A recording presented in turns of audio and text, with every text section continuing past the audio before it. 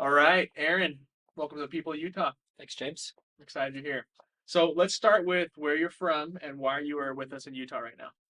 So I am from Las Vegas, born and raised, not actually no, born in Taylorsville, but then raised in Vegas. My dad moved us to Vegas when I was 3. He had a job that moved out there. Okay. So I was raised in Vegas and then did high school and such out there, went on an LDS mission, came back. My mom remarried, moved to St. George by the time I'd been back. Went back to St. George. Pause. That was while you were gone. She Uh-huh. remarried, moved to St. George. Mm-hmm. Parents divorced when I was 15. Okay. And then while I was on my mission, my mom remarried and moved to St. George. Okay. So I came back, went to St. George, and I had a buddy from my mission that was living here in Provo. And he was like, my parents own a house out here that they let us stay in while we're going to school. He knew I didn't really know what I wanted to do. And so he's like, you could come live with me. And I was like, live with one of my friends? Yeah. So we moved out here and met my wife out here, so we'll stay. That's awesome. Cool. Yeah. How'd you meet your wife? We were playing volleyball. Yeah, so she played D1 volleyball, and I played growing up, and she was serving the little pickup game month after she was home from her mission. And my wife is a great volleyball player, but she cannot serve the ball to save her life. She's so aggressive with those serves, and it goes out, out, out. And so I started to trash talk her, and that competitive drive is what got us talking. We're both incredibly competitive people. That's awesome. Okay. Yeah. And how long have you been married for? We just celebrated 5 years. 5 years. Okay. Kids? We have one kid. His name's Bennett. He's about to turn 2. And then we've got a little one on the way, another boy coming in March.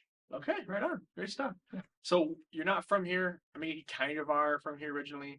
Grew up in Vegas though. Why do you stay in Utah? Does she have super strong ties and wants to stay here?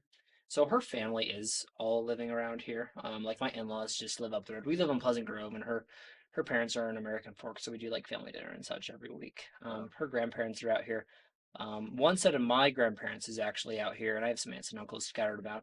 But I'd say like the reason that like my motivation for staying is it actually is a lot safer from where I grew up in Vegas.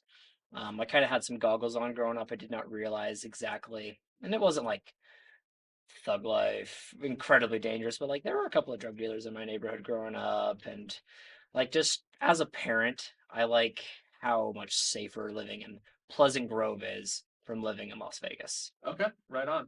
Can you give us any other, compare and contrast features, things you like and don't like about Utah versus Vegas? One thing I actually really can't stand about Utah is things that close after midnight Okay. because that's not a thing in Vegas. Yeah, I yeah. remember when I was living in Provo, actually, there's the Shell gas station off 900 right by the Vasa, if you know where that is.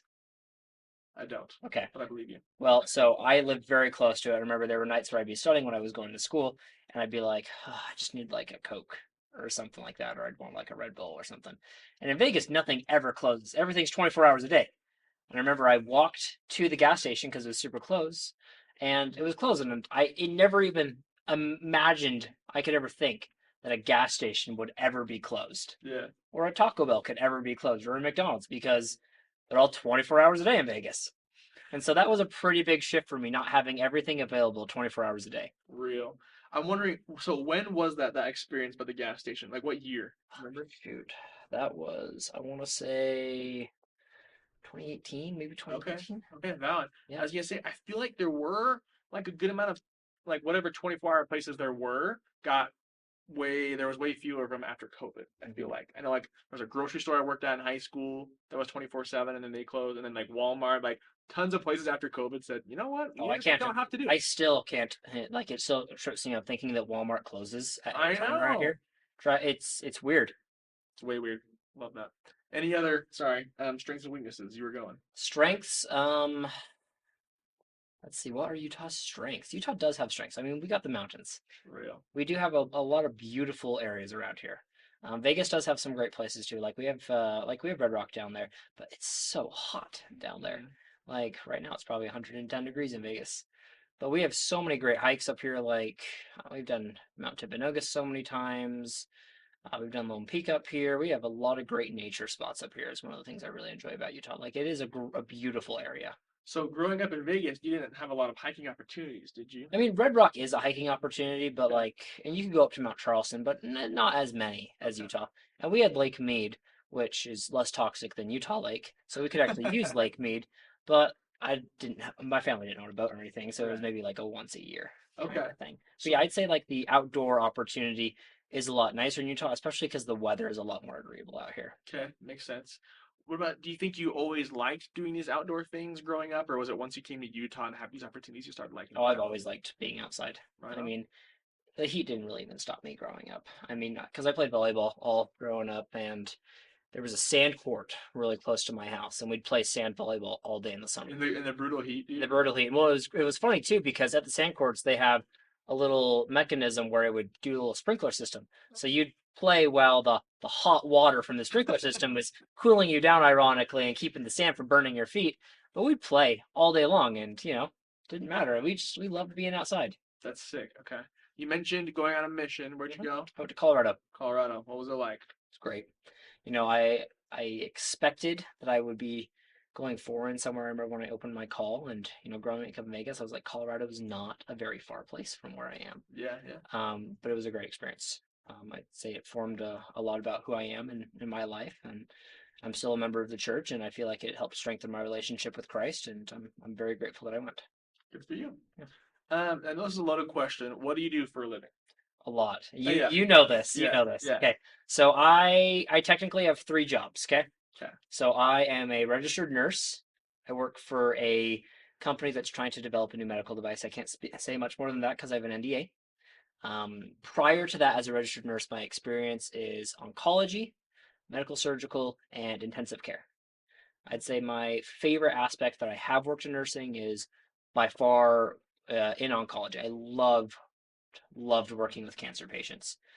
Um, it's a great, very rewarding experience. Where did you work at? Like what hospital or So what? I worked at Mountain View, I've worked at Huntsman, and then my primary oncology was actually through a clinic called Utah Cancer Specialists, and they do primarily just chemotherapy infusions. Cool. Interesting. Yeah. My second job is I am a realtor, so I try to help people buy and sell their homes. How I got into that is actually because of my third job. I'm a member of the Utah Army National Guard. I've been enlisted in the Army for, we're coming up on 8 years actually, which is kind of funny to think that I've been in the Army for that long now. How I got into real estate is I am very, very passionate about having soldiers know how to use their benefits. The Army gives us a lot of really great benefits. One of those being the GI Bill. The GI Bill put me through school, helped pay for my tuition. It gave me a living stipend, and it's a great benefit. The next benefit that I really want soldiers to be able to understand how to use is the VA home loan. Now, the Army gives us these benefits, but they are terrible at explaining when you're eligible for the benefits and how to use the benefits. And so when my wife and I were buying our second house is when I used the VA loan, and I kind of had like this epiphany. I was like, holy crap, this was a super easy process to be able to use this loan to buy a home, $0 down. It was a lower interest rate. And I was like, I have so many friends in my unit that also have this benefit to them, and they have no idea how to use it. So I started selling real estate on the side, primarily helping soldiers. I help other people as well, but say like my niche is helping soldiers understand how they can use their benefits, not just VA, but also post 9/11 GI Bill, so they can go to school and just better themselves. And I'm very passionate about that. I love that. Cool. Thanks. So you got into real estate because of your Army experience. How'd you get into Army? Why did you start doing that? There, I would love to say that it's 100% patriotism, but that would be a bold-faced lie. Okay. I will say that I have fantasized, much like most little boys did growing up, about joining the military, right? When I was a kid, I thought I was going to be a Marine. I thought I was going to be a Marine sniper. And then as I got older, I realized I'm really not that hardcore. Do you have family in the military? Why did you think that as a kid? Both my grandpas were in Vietnam, but they didn't go by choice. They were drafted. Yeah. And so I fantasized about it. I was like, oh, I'll be a Marine like grandpa. And then I went on my mission and came back. And I still kind of like had it in the back of my mind, like, oh, maybe I'll join the military. And then I started to see how expensive school was. And this nice man in a camouflage uniform came up to me and asked if I wanted to get my school paid for, learn a skill, get a nice little sign-on bonus, and serve my country. And I was like, well, I can feel patriotic and feel like I'm giving back to the country. I can get some great benefits. I can not be in debt going to school, and I can learn a valuable skill. So why not? Let's sign me up. Right on. Yeah. And so your career as a nurse, did you learn a lot of those skills in the army as well, or is it completely Zilch, separate? Okay. zilch. So when I enlisted, recruiters are good at recruiting, and he recruited me to be an 88 Mike, which is a truck driver. Okay, An idiot Mike? 88 Mike. 88 But that Mike. is a joke, actually. Idiot Mike is sometimes what they call it. Really? Okay. Yes, That's awesome. yes, 88 Mike. I got a nice little sign-on bonus to become an 88 Mike, and I was a truck driver for the first 6 years of my Army career. Dang, okay. Wow. Mhm. So this is like long haul shipments, like Yeah, base to base. What's going on? I mean, it's just really whatever the needs of the Army are. Okay. A lot of our training involved going to the Army depot out in Tooele and transporting old munitions so they could be destroyed. But like if you were a downrange setting, it's transporting beans, bullets, troops, whatever they need. Right on. Okay. Very cool. I noticed you have a whoop strap on. I do. I I do. know that most people who wear whoop straps are big into fitness, especially power and Mhm. lifting and stuff. Do you fit that criteria? Absolutely. Tell me about that. Absolutely. So fitness is a big part of my life as well. So I have been a competitive power lifter for the past couple of years. But right now I'm actually training for my first bodybuilding competition. Huge. When's Yeah. that going to Sometime next year. I can't schedule the date yet because I don't want to say I'm too fat, but I'm too fat. be? Okay. My coach says that he doesn't want me to schedule it until I'm at least at like around 17 or 16% body fat till we have a clear finish line of where to go. So I'm around 20% right now. I'm a tall guy. I'm a big boy. There's really no hiding that. Okay. And I love to eat food. Yeah. Fair enough. Okay. So why are you so big into bodybuilding? Why you want to do a show? I want to see what my body's capable of. Like I did powerlifting because I enjoy picking up heavy things and I want to see how much power I'm capable of. Well, bodybuilding is a completely different discipline. And discipline is really the big part of it because you have to stay so much more or dialed in with like your micronutrients with all of your training. And I want to be more or less the master of myself. And that's a self mastery kind of thing. If I can show myself that I can do this and possibly even look even super good doing it, I want to prove to myself that I have that kind of discipline. Right on. That's really cool. And you mostly work out at the Forge gym? I see your hat. Yes, yes. So this is not a paid sponsorship, but I do work out at the Utah Forge Gym. It is uh, a great place. One of my favorite things about it is I have never had to wait for a squat rack, a bench, or a deadlift platform, There you go. which I know for many people in Utah, Vasa, they when I used to go to Vasa, I'd wait like 30 plus minutes for a squat rack. It's a great area. It's a private gym, but it's pretty cheap. It's like $50 a month. A great environment to be in. Everybody that I've been there, I've ever met there is super encouraging, and there are guys that are just absolutely gigantic, and they are the kindest people that I've ever met. Right on. So I'm hearing military, medical, bodybuilding, exercising, but you also have some hobbies that I know of that kind of contradict this idea of being a big macho man. There's some nerdy hobbies. Oh Is that yeah, right? oh yeah.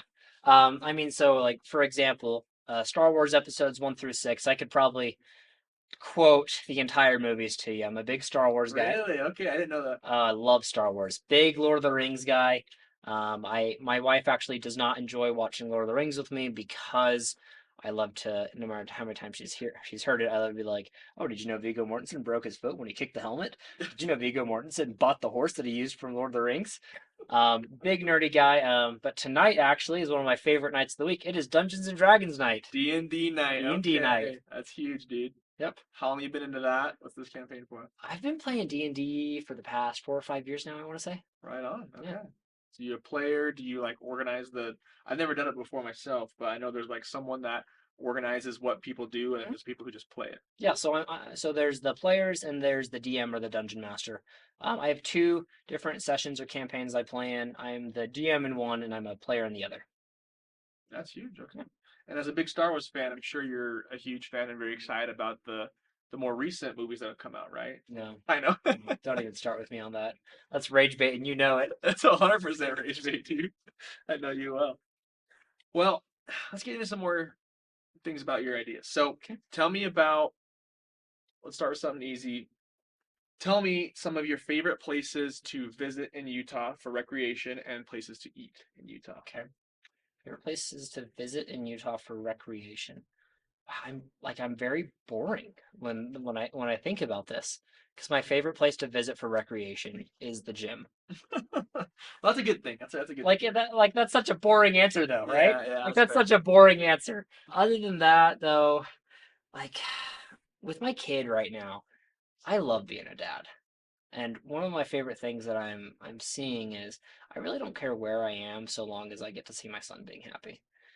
So like today after work, um, we took my kid over to Curiosity Farms over at Thanksgiving Point. I don't know if you've Cool. ever been there. No. It's cool. They've got horses, goats, cows, and just seeing like him experience all those things for the first time and the wow, like it's amazing. How old is he? Then? He's almost 2. Okay. Oh yeah. So Yeah, it's all. it's just fun. Yeah, Thanksgiving Point's actually been a great place as a parent. We got one of those memberships, so we get to do all the little activities they have Yeah, there. all year long they got different stuff. Yeah, it's honestly it's a lifesaver because with a kid, like you want him to get out and do stuff. You don't want to just be around the house all day. So I'd say we do that a lot. Other than that, like Mount Timpanogos is probably my favorite hike in Utah, which obviously is not accessible throughout the entire year. Yes. Other places for recreation, I do go shooting. I'd say we go out to the Soldiers Pass shooting range every now and again. I think that's all for recreation. Right on. At least off the top of my head. Favorite places to eat. Now, this is also kind of lame about me, but we do not eat out very much because I have two qualms with eating out. Okay. It's expensive. It is very expensive to eat out. And number two, I am a very good cook. And I hate going somewhere where I'm like, dang it, I could have made something better at home for cheaper.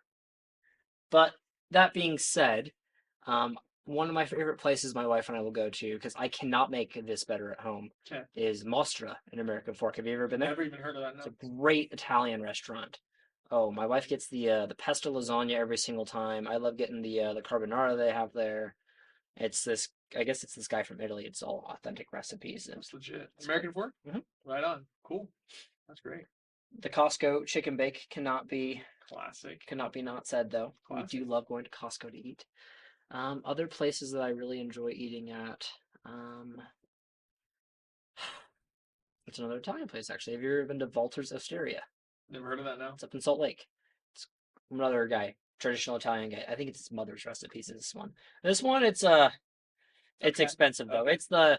It's the wife anniversary birthday kind of Yeah, yeah, place, yeah. and you don't even want to look at the check when You you don't get bring it. the kids to that one. No, don't bring your kids to it. I have seen people bring their kids to it, and I think, where do they get like, what on earth? You're gonna spend like $60 for them to not eat the pasta? They pull out the freaking chicken fingers and fries I and make know. a fancy dish for you. Oh my gosh, and it's so funny because even as a parent, like, when before my kid was born, I was like, oh, my kid's always gonna eat like super healthily and like no matter what. And that kid, he's a great kid, but sometimes when he's hungry, he's a little terrorist. And those Kirkland breaded chicken nuggets you can get at Costco, he probably eats those 4 or 5 times a week. He Huge, just goes, huge. chicken nuggets, and I'm like, sure, dude, it's protein. It's better than other things. Yeah, why not? He eats a lot of chicken nuggets. I'm sure you gotta pick your battles too. You know, You do, you do. it's good stuff. Yeah. So you mentioned you got to go shooting and stuff. I'm Mhm. curious. So being part of the army, like I'm sure they give you. Do they give you guns you can use personally, and then you also own your own guns, or like the guns you own completely separate, army and personal? So it's completely separate. And so Okay. one of the reasons of that is we all have a service weapon that's issued to us, okay? Okay. And so for like my service weapon, it's an M4 that's an automatic. So that is an assault rifle. So you'll see on the news like assault rifle this or assault rifle style. It is an actual assault rifle. It can go fully automatic, okay? Mm-hmm. You cannot own that as a civilian. You can have one if you have an FFL, federal firearms license, and that has to be like in your shop. But there are federal laws that prohibit me from taking that anywhere that's unauthorized. Mhm. For example, I could get in big trouble if I even just put it in my car at drill. Oh, I'm sure. Big problem. I could take me away, right? So that gun, it's issued to me at drill, signed out, it's monitored the entire time, and then when it's time, we have to all go back in, return our weapons, and only once everybody's turned their weapons in can we go home. So they keep a very tight lid Okay. on weapons, thankfully, right? Because even though we're in the National Guard, doesn't mean that some of us aren't a little crazy in the head. So we want to make sure we keep a tight lid on all that. Fair. Good Um, stuff. but no, I do own quite a few personal guns, a couple of rifles, a couple of handguns, and shotgun. That's fun. Yeah. Cool. Do you think you have like a favorite gun or type of gun? I'm not really into the shooting. I've gone a couple times, but I'd say my favorite concealed carry gun that I have is my 6-hour P365X. okay. It's a great subcompact gun. Uh, has 12 plus one in the chamber, or 15 in one if you've got your extended magazine on it. It's got a nice little light on it, so it has kind of like a bright flashlight underneath the barrel, and also has like a little red dot on it. Okay. It's a great gun. It is a great gun. And one that I just picked up pretty recently was a Smith & Wesson Bodyguard 2.0 though. That one is a smaller caliber than the SIG. That one is a 38. So a little bit smaller ballistically, but also the gun itself fits in the palm of my hand. Dang, really? Okay. Yeah, it's nice, and one of the reasons why I picked that one up for concealed carry is it is so hot outside sometimes, and I like to have something small when I'm sweating all the time outside. Yeah, fair. Yeah. Makes sense. Okay, very cool. Didn't know you that. So, what would you say, if you could go back in time to any point in your life and give yourself advice, where would you go? What would you say? Any point in my life and give myself advice. Now, is this a Back to the Future kind of situation where things will No drastically Bitcoin. change, like I can't bet on the Super Bowl, Bitcoin, or anything like That's that? true. I probably would be pretty selfish to do that. Yeah, like I can I start investing in real estate when I was 8 years old when the economy was Please, crashing? dude. I was just playing Just Dance like Yeah, an idiot when I was 8 I years know. old. Tell my parents as they were getting a divorce that they need to start investing in Bitcoin or something like that. That's what I'm saying. Besides that, without any kind of Back to the Future-esque kind of consequences, Yeah. I think I would just go back probably around maybe middle school or high school, and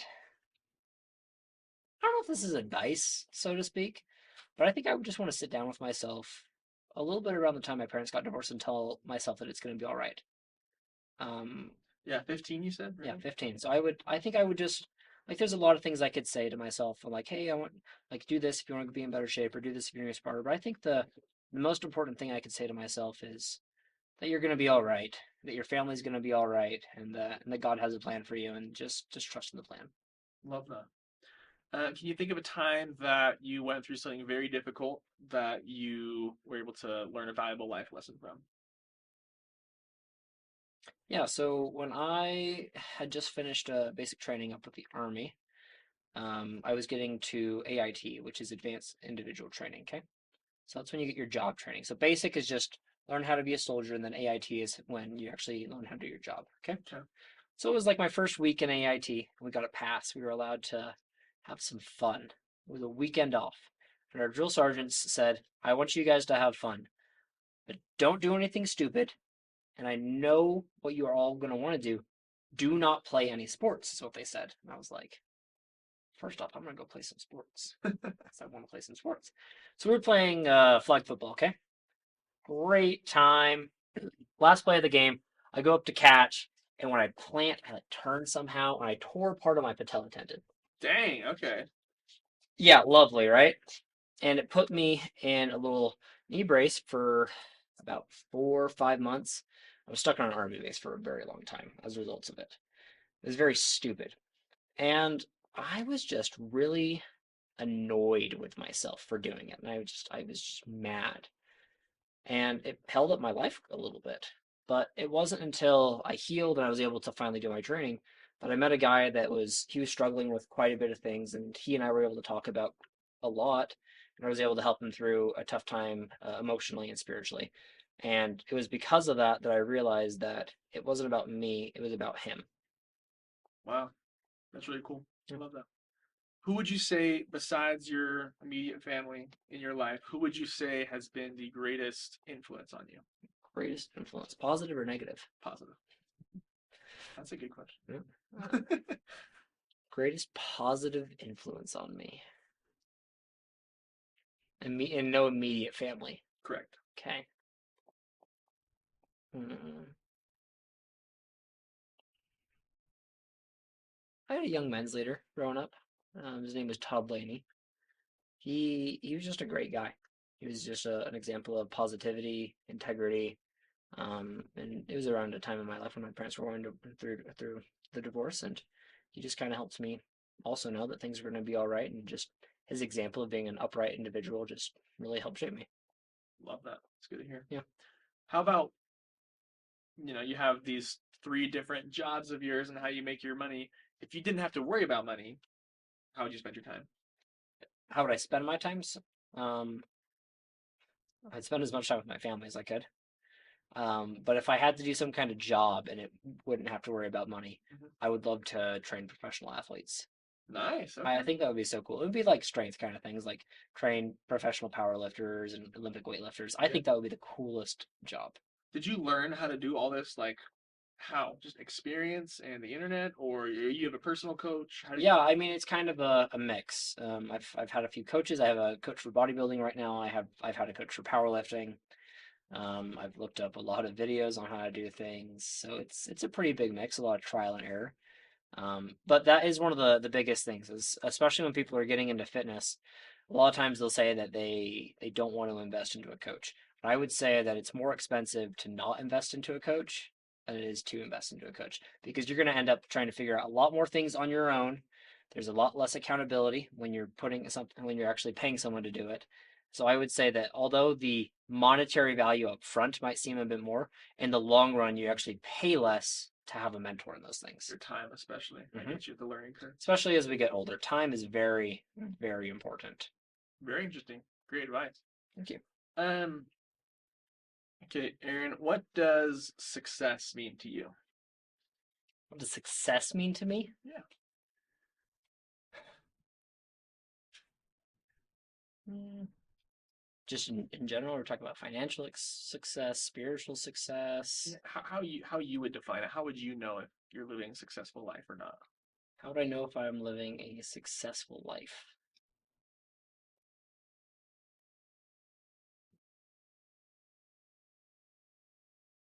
This might be a weird way to answer it, but um, how would you define pornography? Pornography. Yeah. Um. Explicit imagery. Okay. I don't know how I would define pornography, but I know it when I see it. And I think it's evident in our lives if we are successful by how we're living our lives. And I would say that like there is stages to success. I would say that like I was succeeding in life when I was freshly home from my mission because I was trying to better myself. I was trying to go to college. I was joining the National Guard. I was trying to go upward. I'd say that I'm succeeding now in life because I'm trying to do everything that I can as a husband and father. It doesn't mean that I'm completely okay financially 100% of the time. I'm trying to do better with myself physically. It doesn't mean that I'm perfect with all those things, but I'm striving to do better. And I think that that is a thing with success, is that it's very hard to say this is what success is, but you can see success in a person by how they are striving to better themselves. Right on. It's a great answer. If everything went right for you, what would your life look like 10 years from now? If everything went right for me, how would my life look 10 years from now? In 10 years we'd have 3 or 4 kids. um, I would have done well enough in my jobs that my wife would not have to work anymore. I would still be working, but I'd be able to be at a point in my life where everything my wife does is just because she wants to do it. That's a great answer. I love that. I love that your priorities are all about your family. Thank you. That sort of thing. That's great. If there was only one thing that you could communicate about yourself to everybody out there, what would you want that one thing to be that people know about you? Integrity is the most important thing to me. If you can't be honest, then what's even the point? Interesting. Are there any experiences in your life that have shaped that opinion, idea? I hate being lied to. There is nothing that pisses me off more than being lied to. I am so okay with someone telling me a truth that I am going to absolutely hate. But if you tell me something that's a lie, oh man, I'm going to be mad. I hate being lied to. And so, because of that, I am so okay pissing people off with the truth. If they hate what I tell them, but it's truthful, that's okay. Because I cannot fathom people without integrity. I love that. Yeah. You know, being a member of the church and being in the military and being so strong, I feel like there's a certain political ideology that you would really fit in with the picture. What are your thoughts on politics and where do you stand? I think that the politicians that we have leading this country are completely out of their mind and evil. Right on. I don't think that people that lean too far right, too far left, if they really think those politicians have their best interests in mind, that they are wrong and they've been lied to. Um, there is a 1% of the world that's causing a lot of our problems. And it's not the 1% you think, it's the billionaires. And it's the billionaire politicians, and they want us to fight each other. Whether you're far right or far left, we shouldn't be fighting each other. It's people above us that, or think that they're above us, that want us fighting each other so we can't turn our attention to them. Very interesting. I like that. I wanted to bring that up because I don't know. I just everything sounds like you would be on one side. Yeah, I'm actually pretty far. I consider myself to be pretty far in the middle, actually. Yeah, that's what I'd say too. Yeah. So um, tell me about your biggest fear in life. My biggest fear in life um, is is a divorce and a broken family. My parents both come from broken homes, and it's a cycle that I'm very dedicated to stopping. Fair. Yeah. So it's how many generations then? Because your parents and then them So I guess themselves that's two generations. too. Yeah. Yeah. Right on. It's a great answer. Sounds like the big theme I'm getting from you is that the most important things in your life are family. Yep. All your answers you've been saying. That's what I'm picking up. My wife is my world. My son is my world. Love that. Along those lines, what would you say is one of your biggest regrets in life? That being said, we are pretty young, so this is an You know, asterisk. I But it's hard to say that too, just because we are the culmination of our decisions, right? And just because I may have made a stupid decision in my life, I'm not sure how well I can truly regret it or if I should be thankful for it, because without it, I still wouldn't be the person I am today. mm-hmm. Like, I wouldn't say that I can't think of anything I've done um, that I truly don't think that like, if I changed,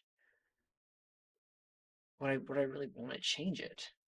I do joke every time I go to drill, though, that I wish I would have joined the Air Force. This is actually a PSA for any kid that is thinking about joining the military. Join the Air Force. Okay? Air Force. If you, for some reason, are dumb enough that you're not going to go with the Air Force, then you can join the Army. Then you can talk to the Navy or Marines. But please do the Air Force. You will have so much more quality of life. Explain why They just treat Air Force better. They get more money. You know, if an Air Force guy gets stationed on an Army or Marine base, they get more money because it's below their standard of living. Wow. Okay. The joke is that they get caviar and steak all the time. Nice. They are the military, so they still have to go for a little bit, but they're a little bit softer than the rest of us. Interesting. I never would have known that. Okay. But no, I am glad I joined the Army. Regret though, I would just say maybe just not taking my education seriously when I was a kid. Interesting. Okay. But Yeah. you still, went to school and got your nursing degree, right? Yeah, but when I was like in high school, I had no intention of going to college. Right on. Okay. So I kind of had to play catch up as a result of it. Yeah, your answer to this question reminds me, and I've been thinking about this today, and I think my answer aligns with that because I was asked a would you rather question a few days ago, and it was, would you rather be able to have a perfect memory of everything in your life or be able to selectively forget anything you want to forget anytime? Ooh, How would you answer that? I don't want to selectively forget because then you lose the lesson. Exactly. See, and I was thinking, I'm like, like we all, I think I did say perfect memory, but it's like we all have done and said things that we wish we could take back. It's just part of it. And if I had chosen to be able to forget those things, I mean, yeah, I might have had a better peace of mind. I might not kick myself when you're randomly like in bed and you remember some stupid thing you did, and you're like, Mm-hmm. I wouldn't have those moments. But also, maybe I would be creating more of those moments because I haven't learned the lesson. It's like, dude, that was such a dumb thing. but I will never do anything like that again because of just like the pain it brings up thinking about it right now. Yeah, the shame and the pain is a great reminder to be better. But also, just because you don't remember it doesn't mean it doesn't happen. It didn't happen. Exactly. Yeah. Hurting other people. Hmm. Exactly. Cool. Yeah, we're on the same page with that one. Yeah. In closing, Aaron, what is what do you hope to accomplish in your life? I just, you know, one of my favorite and least favorite terms is potential. Okay. If you hear someone say, "Oh, they've got great potential," honestly, that means jack. Okay. You could have potential to become a millionaire. Well, doesn't mean you're going to do it. We have the potential to do so many things. Okay. Just because I have potential, it means nothing without hard work. And so if I was going to say if I wanted to achieve something, I want to at the end of my life be able to confidently know that I took hold of the potential I have and I succeeded in it. I will get a little churchy on this just because it is a little bit of a spiritual answer. If there was an LDS conference talk that talked about how there was a philosopher who was scared to meet God, and his disciples were like, "Well, why are you scared to meet God?" And I'm not going to quote it exactly correctly, but essentially he said, "Well, if I get to meet God," and he says, "Why weren't you another Moses?" He said, "Well, you didn't bless me with the capacity to be like Moses." "Well, why weren't you like Solomon?" "Well, you didn't give me the wisdom of Solomon." But if God said, "Well, why weren't you you? Why didn't you become the person I gave you the capacity to become?" That's when I would be ashamed. And so I think that is really the biggest thing in my life is that I want to take hold of the capacity to become the best husband, father, right now, army, soldier, realtor, nurse. I have so many different parts of my life. I want to take control to become the best version of myself that I can be. I love that. That's great. I've heard a similar definition once, which is like success is closing the gap between your potential and like where you're actually at, Yeah. and just closing the gap as you can. I love that. It's a great philosophy. I like that. Thank you for letting us get to know more about you, sharing your life. Thank you for having me, James. You're the man, Aaron. Appreciate you. Thanks for being a person of Utah.